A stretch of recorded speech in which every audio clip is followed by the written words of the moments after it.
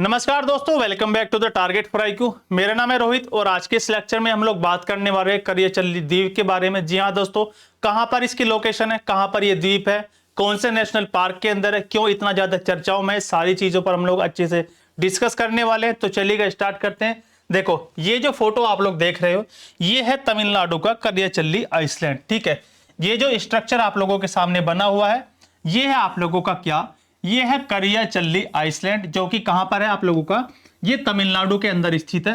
क्यों ये बहुत ज्यादा चर्चाओं में है, क्यों बहुत ज्यादा चर्चाओं में आया है, अभी क्या इसके बारे में जानकारी मिलने वाली है। तो देखो, अभी ये क्यों चर्चाओं में है, ये इसीलिए चर्चाओं में है क्योंकि इसके भूभाग का, जो इसकी लैंड है उसके भूभाग का जो है लगभग 70% जो है ये खत्म हो चुका है।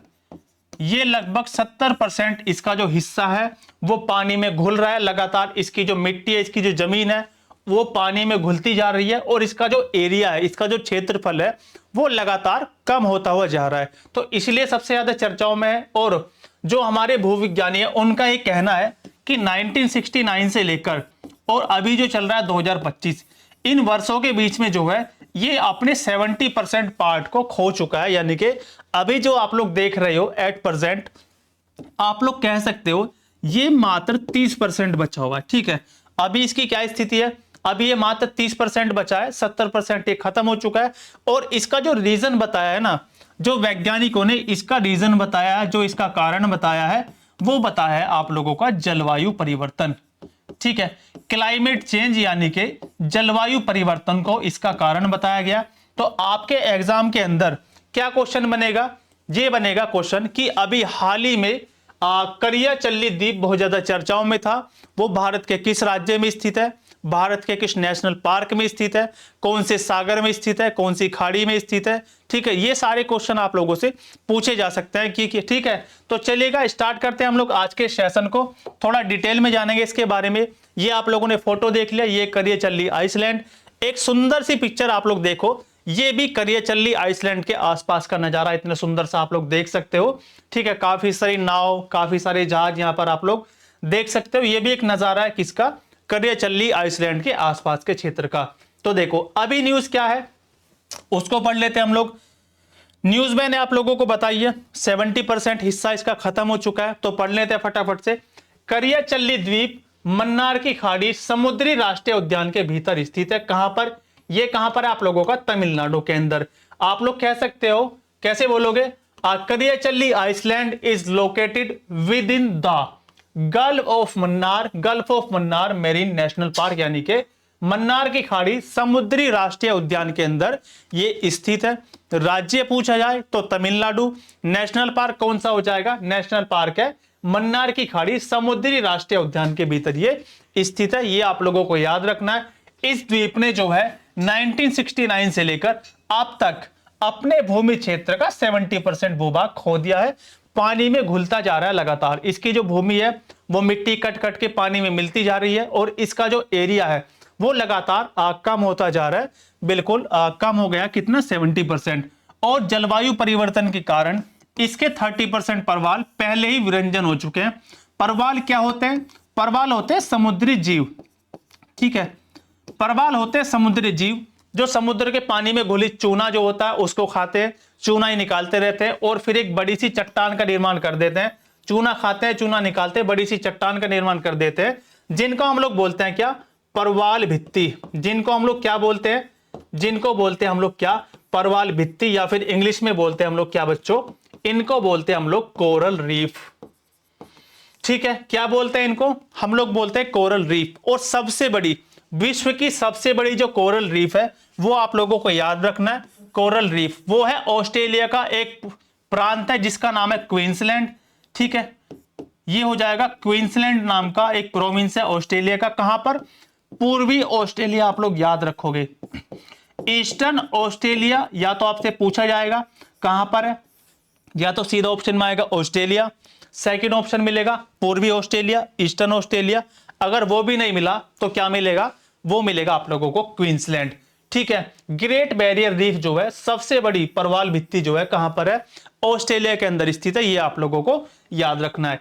इसके साथ साथ आप लोग याद रखोगे क्या, वर्ष 2036 तक इसके पूरी तरीके से जलमग्न हो जाने की पूरी संभावना है, पूरी आशंका है। ये आप लोगों को याद रखना है, ठीक है। 69 से लेकर 1969 से लेकर अभी 25 चल रहा है, इस बीच में 70% पार्ट तो खत्म हो चुका है। बाकी बचा जो 30% है, 30% भी कब तक, ये 2036 तक जो है पूरी तरीके से नष्ट हो जाने वाला है। और अगर मैं बात करूं परवाल विरंजन की, ठीक है, परवाल विरंजन की अगर मैं बात करूं आप लोगों से, ठीक है, तो जो परवाल है, जो मैंने आपको बताया एक समुद्री जीव होता है, ये भी नष्ट होते जा रहे हैं, ठीक है। जो यहाँ पर आज छोटे छोटे जो समुद्री जीव हैं जो कोरल भित्ति का निर्माण करते हैं, वो भी लगभग 30% यहाँ पर नष्ट हो चुके हैं, 70% अभी बचे हैं। ये आप लोगों को याद रखना है। इसके साथ साथ एक नोट पॉइंट आप लोग लिखोगे, मन्नार की खाड़ी की बात आई है ऊपर, तो मन्नार की खाड़ी अभी हम लोग मैप पर भी चलेंगे, लेकिन आपको क्या याद रखना है, मन्नार की खाड़ी 21 द्वीप इसमें शामिल है, ठीक है। जो गल्फ ऑफ मन्नार है, टोटल कितने आइसलैंड उसके अंदर शामिल है, वो हो जाते हैं कितने, 21 आइसलैंड उसके अंदर शामिल है। आगे चलते हैं फटाफट से। एक मैप हम लोगों के सामने है, देखो एक मैप हम लोग देख लेंगे जल्दी से। ये है श्रीलंका और ये है हमारा प्यारा भारत, ठीक है। तो इसके बीच में ये आप लोग देख रहे हो पाक स्ट्रेट, ये है आप लोगों की पाक जल संधि इसको बोलते हैं हम लोग, या पाक जल डमरू भी बोलते हैं, ठीक है। क्या बोलते हैं, पाक जल संधि या फिर पाक जल डमरू भी हम लोग इसको बोलते हैं। इस तरफ आ जाओ, इस तरफ है क्या, इस तरफ है पाक की खाड़ी, गल्फ ऑफ पाक, ठीक है। और इस तरफ ये जो हिस्सा है, ये वाला, इसको हम लोग बोलते हैं क्या, ये है आप लोगों का मन्नार की खाड़ी, ठीक है। क्या हो जाएगा, ये है आप लोगों का गल्फ ऑफ मन्नार, मन्नार की खाड़ी। और यहीं पर इसी हिस्से के आसपास जो है आप लोगों का क्या है, ये आप लोगों का आइसलैंड स्थित है। अब एक चीज आप लोग देख रहे होंगे, छोटा सा जो पार्ट लगा है रामेश्वरम से धनुषकोडी, इसको बोलते हैं हम लोग क्या, ये है आप लोगों का राम सेतु, जो रामायण में आप लोगों ने देखा होगा, राम सेतु। इसको हम लोग बोलते हैं क्या, एडम्स ब्रिज या फिर आदम का पुल, एडम्स ब्रिज या फिर आदम का पुल। राम सेतु एक पिक्चर भी बनी हुई है, एक मूवी है अच्छी अक्षय कुमार की, उसको आप लोग देख सकते हो, ठीक है। राम सेतु बोलेंगे, आदम का पुल बोलेंगे। ये जो पूरा का पूरा पुल है, आप लोगों ने देखा होगा रामायण के अंदर कि पत्थर पे राम लिखा, पानी के अंदर डाल दिया, पत्थर तैरने लगा। असल में बात यह है कि वो पत्थर था ही नहीं, वो क्या था, वो जो मैंने आप लोगों को बताया अभी, जो हमारे परवाल है, जो हमारे परवाल है, जो हमारे कोरल है, ठीक है, समुद्री जीव है, वो चूना खाते हैं और चूना ही निकाल देते हैं, ठीक है, मल के रूप में चूना बाहर निकाल देते हैं, तो चूने की चट्टान बन जाती है, ठीक है, चट्टान, छोटी छोटी रॉक्स बन जाती है, और उन चट्टानों के टूटने पर छोटे छोटे पत्थर बन जाते हैं। या फिर आप लोग ऐसे मान लो, जैसे चूना है वो इकट्ठा हुआ एक जगह जम गया, उसके छोटे छोटे पत्थर बन गए, तो है तो ये चूना ही, ठीक है, चूना या कैल्शियम कार्बोनेट आप लोग कुछ भी कह दो। और इसका नेचर ऐसा है, अगर आप इसको पानी पे फेंकोगे तो ये तैरता ही तैरता है, ठीक है, पानी पर ये डूबेगा नहीं पानी के अंदर, ये पानी पर तैरेगा। असल में जो रामायण में पत्थर आप लोगों ने देखे हैं, राम लिखने पर वो तैरने लगे, असल में वो पत्थर नहीं थे, वो क्या थे, वो थे कोरल्स द्वारा निकाले गए चूने की चट्टानें, जो छोटे छोटे टुकड़ों में बट गई थी। और जब उन पर राम लिखा गया तो पानी में फेंकेंगे तो वो नेचुरल चीज है, वो तो तैरेगा ही तैरेगा। तो असल में जब वैज्ञानिकों ने यहाँ पर शोध किया था, तब उन्होंने ये बताया था कि जब रामायण काल में जो पत्थर यहाँ समुद्र में फेंक कर ये पुल बनाया गया था, आदम का पुल, असल बात में वो पत्थर थे ही नहीं, वो क्या थे, कोरल्स। और कोरल जो है प्राकृतिक रूप से पानी पर तैरने वाला पदार्थ है, वो पानी पर तैरता है। ये आप लोगों को याद रखना है, ठीक है। तो आज की इस क्लास में हम लोगों ने सारी चीजें अच्छे तरीके से डिस्कस कर लिया। मैं उम्मीद करता हूं आज का सेशन आप लोगों को जो है अच्छे तरीके से समझ में आ गया होगा। तो चलेगा, मिलते हैं नेक्स्ट क्लास में, तब तक अपना ध्यान रखिए और अच्छे से रिवीजन करते रहिएगा। Thank you so much.